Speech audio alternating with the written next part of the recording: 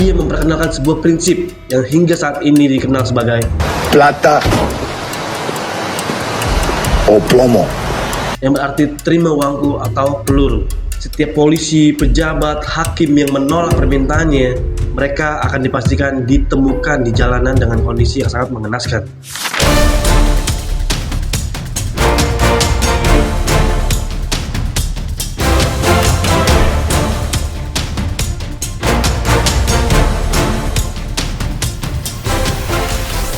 Namanya biasa disebut Pablo Emilio Gaviria Escobar.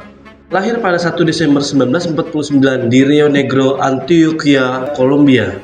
Buah cinta dari pasangan Abel de Jesus yang berprofesi sebagai petani dan seorang ibunda yang bernama Hermilda Gaviria yang berprofesi sebagai guru di sekolah dasar. Pablo Escobar tumbuh di kota yang kecil kumuh yang disebut dengan Envigado dekat kota Medellin. Dari kecil, anak ini memang dikenal sebagai anak yang pemberani, cerdas, dan disiplin, dan sangat ambisius juga pastinya. Namun di sisi positif tersebut, ia memiliki kenakalan di luar dari anak-anak pada umumnya. Dan bayangkan saja, masih berusia dini, dia pun sudah haus dengan kekuasaan. Sejak muda, kenakalan itu pun semakin terlihat, dengan ia memulai dengan mencuri batu nisan lalu dijual kembali. Dan kemudian beralih ke sebuah bisnis kecil-kecilan yang tentu negatif juga, dengan dia menjual rokok, tiket ujian palsu, dan bahkan dia sudah berani mencuri sebuah mobil. Dan karena memang tempat tinggal dia, yaitu kota Envigado, termasuk adalah kota industri atau kota perdagangan yang lumayan tumbuh dengan pesat pada saat itu. Ketika teman-teman sebayanya bermimpi untuk menjadi dokter, pengusaha, atau tentara, ia memilih jalan yang berbeda. Justru Pablo sudah memiliki cita-cita yang radikal di luar anak-anak pada usianya pada saat itu. Dan bahkan ia pernah berkata kepada teman-temannya bahwa di suatu saat nanti dia akan menjadi presiden di Kolombia. Masa remajanya itu penuh dengan warna ugal-ugalan di setiap aktivitas yang dia lakukan bersama teman-temannya. Ia mulai mencuri sebuah batu nisan, yang dimana nama dalam batu nisan tersebut dihapus lalu dijual kembali pada orang yang sudah siap menampungnya. Singkatnya, pada usia 20 tahun, sama jaringan kecil di Medellin, ia menyelundupkan televisi, rokok, ganja, minuman keras, dan kendaraan mobil. Di saat bergulirnya waktu, ia akhirnya mengenal dunia kejahatan yang lebih tinggi, yaitu yang dimana pada tahun 1970-an awal ini sangat tren, sangat terkenal di negara Amerika Serikat. Benar-benar menjadi barang yang sangat istimewa dan mewah pada zamannya. Saat itu, Kolombia itu hanya dikenal sebagai kota transit atau jalur transit untuk narkotika dari Peru dan Bolivia. Namanya otak kriminal, tidak butuh waktu yang lama, Escobar pun melihat ini adalah sebagai peluang emas dan dia tidak akan pernah menyia-nyiakan kesempatan ini. Dan singkatnya lagi, setelah ia melihat ini sebagai peluang emas, dia mencari rekan-rekan bisnis yang sudah lebih dulu mengenalnya, sampai akhirnya menguasai seluruh rantai produksi, dari bahan produksi hingga jalur distribusi ke Amerika Serikat itu sendiri. Ia mulai membeli pasta pada pedagang dari Peru dan Bolivia. Lalu dia membangun sebuah laboratorium rahasia di pedalaman hutan Kolombia. Pada tahun 1976, Escobar mendirikan sebuah organisasi yang kelak akan dikenal dunia sebagai kartel Medellin. Bersama rekan-rekannya seperti Carlos Leder, George Ochoa, dan Jose Gonzalo, mereka mengatur sebuah jalur penyelundupan melalui pesawat kecil dan kapal cepat menuju Florida. Dalam waktu singkat, bisnis ini meledak. Permintaan negara Amerika Serikat meningkat dengan drastis dan kartel Medellin mampu untuk memenuhi permintaan tersebut. Luar biasa bukan?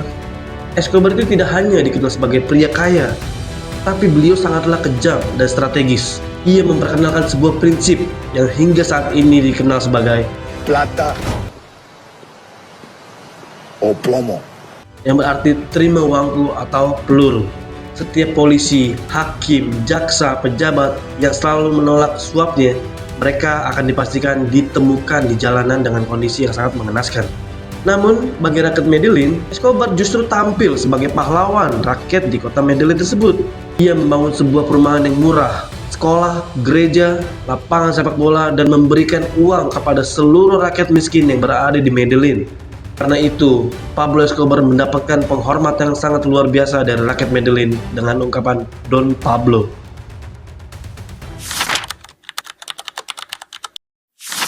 Pada awal 1980-an, Escobar telah mencapai puncak kejayaannya pada sebuah kejahatan kartel Medellin. Kartel yang dipimpinnya mampu menguasai 80% pasar dunia untuk jenis kokain. Gila, lu bayangin aja 80% untuk pasar dunia. Setiap bulan, mereka menyelundupkan belasan ton ke negara Amerika Serikat. Yang dari penjualan barang tersebut, ia mampu menghasilkan ratusan juta dolar setiap minggunya. Kerjaan mana yang bisa menghasilkan ratusan juta dolar hari ini? Kekayaannya begitu besar hingga negara pun sebenarnya tidak mampu dan tidak sanggup untuk menyimpan uang sebanyak itu. Karena pada saat itu, Kolombia termasuk negara yang bisa dibilang miskin. Sampai-sampai Pablo Escobar menyimpan semua uang-uangnya pada setiap gudang dan dilengkapi dengan orang yang bersenjata untuk menjaganya. Bayangin aja, saking banyaknya itu uang, Pablo Escobar harus mengeluarkan duit 2.500 dolar per minggu untuk membeli karet gelang. Karet gelang itu diperuntuk mengikat uang agar tidak berceceran. Gila, lu bayangin aja tuh kekayaannya kayak gimana. Dan saking sudah banyaknya uang yang dia tanam di mana-mana, dia pun harus rela kehilangan jutaan dolar per tahun. Karena uangnya itu habis dimakan rayap. Karena kebanyakan juga uangnya itu tersimpan di dalam tanah. Melihat hal tersebut membuat Pablo Escobar berpikir dengan keras. Sampai akhirnya ia membeli sebuah tanah raksasa yang hingga kini biasa disebut Hacienda Nápoles. Jadi dia membangun sebuah istana untuk dirinya dan keluarganya. Dan bahkan bukan hanya untuk rumah pribadi, sebuah kota yang sangat cantik, indah. Karena di dalamnya ada kebun binatang, kolam renang, mobil antik, pesawat pribadi, dan bahkan patung dinosaurus pun dia pajang di dalam rumahnya. Di mata dunia, Escobar adalah raja tanpa mahkota, the king of coke. Escobar mulai melegitimasi semua kekayaannya melalui politik. Pada tahun 1982, Escobar memasuki dunia politik dan mencalonkan diri untuk bergabung ke dalam Kongres. Dan akhirnya ia menang telak dari pasangan rivalnya. Ia terpilih menjadi anggota Kongres Kolombia dan ia tampil sebagai sosok yang dermawan. Namun, kedok Escobar itu tidak bertahan lama karena ada beberapa informasi yang mengatakan bahwa Pablo Escobar ini adalah raja. Dan hal ini disampaikan ke Menteri Kehakiman Agung yang bernama Rodrigo Lara Bonilla. Sebenarnya Menteri Hakim Agung ini pun sudah mencium karena kekayaannya itu yang tidak wajar. Pablo Escobar mengklaim dirinya sebagai pengusaha taksi, yang dimana taksi tersebut hanya memiliki 4 unit. Secara logika ini tidak masuk akal, dan hal ini yang membuat Menteri Agung ini sangat-sangat curiga atas kekayaan Pablo Escobar ini. Dan sampai akhirnya Menteri Hakim Agung ini, Lara Bonilla, berhasil mengungkap identitas yang sesungguhnya dari si Pablo Escobar. Pada sebuah rapat kongres, Lara membuka topeng Pablo Escobar sebagai penjahat, pengedar dan kehormatannya pun hancur seketika. Dalam kemarahan, ia memerintahkan semua anggotanya untuk si Hakim Agung ini. Berhubung kekayaan Pablo Escobar ini sangatlah banyak, dengan mudah ia memerintahkan siapapun untuk bisa memenuhi hasratnya. Dan pada akhirnya pada 1984, Menteri Hakim Agung yang membongkar kejahatan Pablo Escobar akhirnya tewas. Sejak itu, hubungan Escobar dengan pemerintah sangatlah tidak harmonis. Dan secara terang-terangan Pablo Escobar menyatakan perang terbuka terhadap pemerintah Kolombia. Ditambah lagi kondisi narkoba pada saat itu yang sangat-sangat membuat kacau seluruh dunia. Kolombia pun akhirnya menandatangani sebuah perjanjian dengan Amerika Serikat, yaitu ekstradisi. Mendengar dan melihat hal tersebut, Pablo Escobar semakin marah, makin banyak melakukan tindak kejahatan. Pertama, dia melakukan penyerangan atau pengeboman pada sebuah pesawat Avianca yang menewaskan 110 orang. Penyerangan terhadap kantor intelijen DAS di Bogota. DAS ini adalah FBI-nya Kolombia. Ketiga, pembunuhan kepada calon presiden Luis Carlos Galán. Kolombia tenggelam dalam ketakutan. Setiap hari peledakan terjadi di mana-mana, terjadi di setiap sudut Kolombia, dan mayat polisi pun banyak bertebaran di jalan akibat ulah si Pablo Escobar ini. Setelah bertahun-tahun perang dengan pemerintah, Escobar akhirnya mau menyerahkan dirinya pada 19 Juni 1991. Namun, tidak menyerah dengan begitu saja. Dia memberikan syarat, yang dimana syarat tersebut bahwa dia tidak akan diekstradisi ke Amerika Serikat, dan ini yang akan mencengangkan seluruh dunia pada saat itu, bahwa Escobar mau membuat penjara untuk dirinya sendiri, di mana penjara itu diberi nama La Catedral. La Catedral ini bukan penjara biasa, karena di dalamnya ada lapangan sepak bola, jacuzzi, kafe, bar, biliar, bioskop, dan pemandangan indah ke lembah Medellin.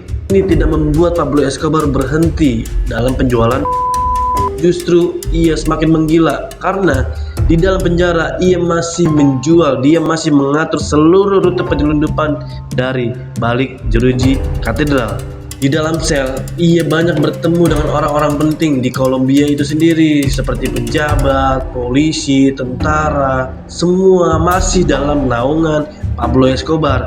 Hal ini yang membuat Pablo Escobar tidak pernah redup dalam bisnis jahatnya. Pemerintah pun mengetahui bahwa di dalam penjara tersebut berbeda dengan penjara pada umumnya. Dan bahkan tidak hanya itu, pemerintah pun tahu ternyata Pablo Escobar masih menguasai dan masih mengedar di dalam penjara. Hal ini yang membuat pemerintah Kolombia akhirnya berpikir ulang, dan mereka berencana secara diam-diam Pablo Escobar ini memang benar-benar harus dibawa ke Amerika Serikat untuk diekstradisi. Ya, kembali lagi, karena Pablo Escobar masih menguasai di dalam internal pemerintah Kolombia sendiri, jadi banyak juga yang mengatakan bahwa itu akan dilaksanakan terhadap dirinya. So, sebelum itu tiba, Pablo Escobar lebih dulu kabur meninggalkan penjara La Catedral. Selama 17 bulan, Pablo Escobar melarikan diri dari hutan ke hutan, bersembunyi dari pasukan anggota Amerika Serikat dan Kolombia. Kolombia pun membentuk pasukan khusus untuk menangkap si Pablo Escobar ini, pasukan yang disebut Bosque de Bosqueda. Selain itu, tidak hanya pemerintah Kolombia dan Amerika Serikat yang memburu Pablo Escobar, karena Pablo Escobar ini punya banyak musuh di dalam bisnisnya itu sendiri, sehingga ada kelompok yang bernama Los Pepes, mantan rekan Pablo Escobar dulu yang akhirnya renggang. Los Pepes ini tidak hanya memburu Pablo Escobar, dia pun memburu semua anggota keluarganya. Pada 2 Desember 1993, sebuah panggilan telepon yang dirancang untuk mengetahui keberadaan Pablo akhirnya mendapatkan sinyal tentang keberadaan Pablo. Polisi menemukan tempat persembunyiannya pada sebuah rumah di lingkungan Los Olivos, kota Medellin. Jadi Pablo Escobar ini sebenarnya tidak kemana-mana ya, dia masih ada di lingkup kota Medellin itu sendiri, karena masih banyak yang pro pada dirinya. Inilah yang membuat dirinya itu selalu aman, karena pengawalnya ini di mana-mana, bahkan jumlahnya itu sendiri lebih banyak dari anggota pemerintahan kala itu. Siasat pun dilakukan oleh aparat yang menemukan keberadaannya. Diam-diam salah satu prajurit menyelinap masuk ke dalam rumah tersebut. Dan benar saja, seketika prajurit mulai memasuki rumah tersebut, ia melihat Pablo Escobar sedang menelpon keluarganya. Melihat bahwa ada anggota kepolisian yang menghampirinya, Pablo Escobar pun melakukan perlawanan. Penembakan pun dia lakukan dan dia berlari keluar rumah. Namun, rumah tersebut sudah dalam pengepungan polisi. Peluru dan senapan tajam pun mengenai kepala Pablo Escobar yang mengakibatkan dia harus tergeletak, wajahnya menghadap langit tepat sehari setelah hari ulang tahunnya yang ke-44 tahun. Bagian orang percaya bahwa peluru terakhir yang mengenai kepalanya adalah tembakan yang berasal dari Pablo Escobar sendiri, sebagai tanda bahwa ia lebih memilih mati dibanding harus dibawa ke Amerika Serikat dalam proses ekstradisi. Setelah kematiannya, kartel Medellin pun hancur secara perlahan, digantikan oleh sang kompetitor yang dulunya juga adalah sebagian dari grup si kartel Medellin ini sendiri. Kartel tersebut bernama Kartel Cali. Walaupun Pablo Escobar sudah mati, namanya tetap ada, entah dalam ketakutan ataupun dalam kekaguman. Karena bagi sebagian orang Kolombia, ia diklaim sebagai penjahat kelas internasional, kejam, keji, tidak memiliki rasa kasihan sedikit pun. Dan dia harus bertanggung jawab atas hilangnya nyawa puluhan ribu yang dihasilkan oleh bom-bom yang diperintah oleh dirinya. Namun, bagi warga miskin Medellin yang sering menerima bantuan dari dirinya, Escobar masih dikenang sebagai pahlawan dan dermawan, karena hanya dia yang mau mengingat dan mau memberi kepada orang-orang miskin di daerah sekitar tersebut. Istri dan anak-anaknya pun melarikan diri ke luar negeri. Putranya, Juan Pablo Escobar, mengganti nama menjadi Sebastian Marroquin dan kini hidup menjadi arsitek di negara Argentina, berusaha menebus kesalahan dari ayahnya dengan pesan perdamaian. Lebih dari 3 dekade setelah kematiannya, Pablo Escobar masih menjadi sosok yang sangat ambigu. Ia adalah produk kemiskinan, korupsi, dan ketimpangan sosial, namun juga pelaku dari kekerasan dan ketakutan terbesar yang pernah dialami oleh Kolombia. Dunia lebih banyak mengenalnya pada sebuah film, serial atau buku, dengan salah satu contohnya Narcos dan Loving Pablo. Namun bayangannya masih tetap hidup di setiap dinding-dinding kota Medellin hingga sampai saat ini. Ia mati muda, namun sebagian orang tetap menganggapnya ini adalah legenda. El Patron del Mal tetap abadi. Seorang anak desa yang miskin yang jauh dari kata-kata mewah harus menguasai dunia melalui bubuk putih beracun yang hingga akhirnya dikalahkan oleh ambisi dirinya sendiri. Pemakaman yang megah namun menyedihkan. Pada tanggal 3 Desember 1993, sehari setelah ia tewas, jenazah Pablo Escobar dibawa ke pemakaman Cementerio Jardines Monte Sacro di kota Medellin. Ribuan orang memadati jalan untuk melihatnya secara langsung. Bukan untuk mencaci, melainkan untuk menangisi kepergiannya. Karena bagi sebagian rakyat Medellin, Pablo Escobar benar-benar sebagai pahlawan. Hanya dirinya lah yang mau dan mengerti perasaan rakyat miskin, yang sering membagi uang, yang sering memberikan semua hal kepentingan di rakyat Medellin itu sendiri. Dia bangunkan rumah, dia bangunkan tempat ibadah, dia memberi uang, yang dimana pada saat itu seakan-akan pemerintah Kolombia tutup mata. Banyak orang yang menyentuh peti matinya dan berdoa, dan bahkan ada sebagian orang yang mengambil segenggam tanah kuburan dari Pablo Escobar untuk dibawanya pulang. Namun di sisi lain banyak keluarga korban yang merasa senang atas kematian Pablo Escobar, merasa dendamnya selama ini terbayarkan. Setelah kematian Pablo Escobar, keluarganya tidak lagi aman. Musuh-musuh lama dari Pablo Escobar mencari keberadaan keluarga si Escobar ini untuk melakukan balas dendam dari apa yang dilakukan oleh Escobar semasa hidupnya dulu.